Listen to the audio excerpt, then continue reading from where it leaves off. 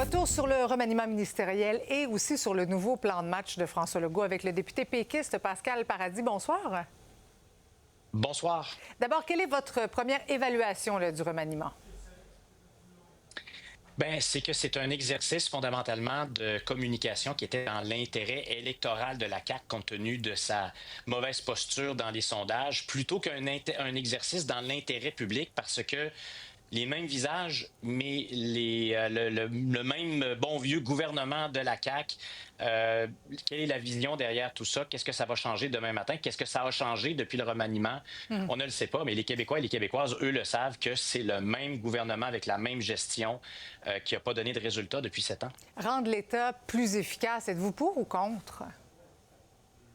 Mais tout le monde veut que l'État soit plus efficace et le Parti québécois lui-même a dit que nous, on voulait protéger bien sûr les services aux citoyens, mais qu'il fallait s'assurer qu'on est le plus efficace possible dans la façon de rendre les services.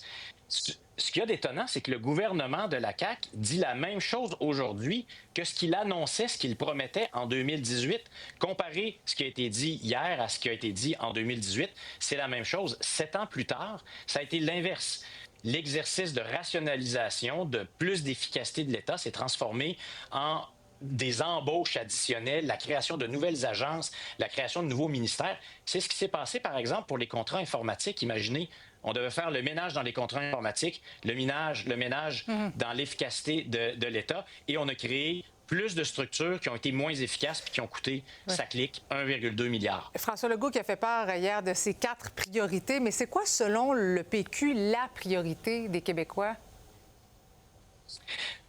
Je pense qu'il va falloir revoir ce contrat social et s'assurer qu'on a une nouvelle vision de la façon de rendre les services publics avec, oui, plus d'efficacité, mais en étant centré sur ce que les citoyens demandent aujourd'hui, c'est en avoir pour leur argent, que ce soit en matière d'éducation, que ce soit en matière de santé, et qu'on le considère aussi dans l'intérêt public, dans l'intérêt collectif, plutôt que dans l'intérêt électoraliste, parce que je le redis, ce qui s'est passé hier, et notamment ce qu'on voit dans la capitale nationale, est-ce que c'est dans l'intérêt collectif ou c'est dans l'intérêt pour la CAQ, dans l'intérêt de la CAQ, la question se pose. Oui.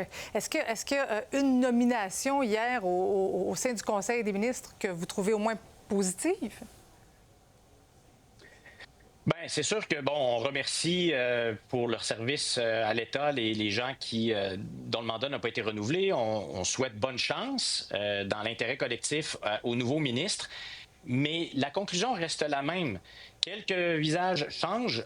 Beaucoup de visages qui restent les mêmes, qui changent de portefeuille, mais c'est le même bon vieux gouvernement de la CAQ qui nous a habitués dans les derniers mois à des gaspillages de fonds publics, à de la mauvaise gestion, à des décisions à court terme ou mal ficelées. Et c'est ça qui devrait changer, c'est cette vision-là qui devrait changer, et on n'a pas entendu ça hier. D'ailleurs, le premier ministre qui a finalement reconnu ce matin que l'avenue des Kings et les 6 millions d'argent public qui s'y rattachaient, finalement, c'était pas une bonne idée. C'est une dépense qui paraît mal aujourd'hui quand le premier ministre dit que les finances publiques doivent être resserrées drastiquement. Quand on regarde ça, c'était 7 millions de dollars, là, ou un peu moins de 7 millions de dollars par rapport à d'autres scandales qui coûtent des milliards. Mais c'est un symbole du fait qu'on a décidé ça en 2 temps, 3 mouvements, hors des programmes habituels. C'était manifestement quelque chose de très électoraliste. C'est pas comme ça qu'on gère l'État. Pascal Paradis, merci beaucoup d'avoir été avec nous. Merci à vous. Au revoir.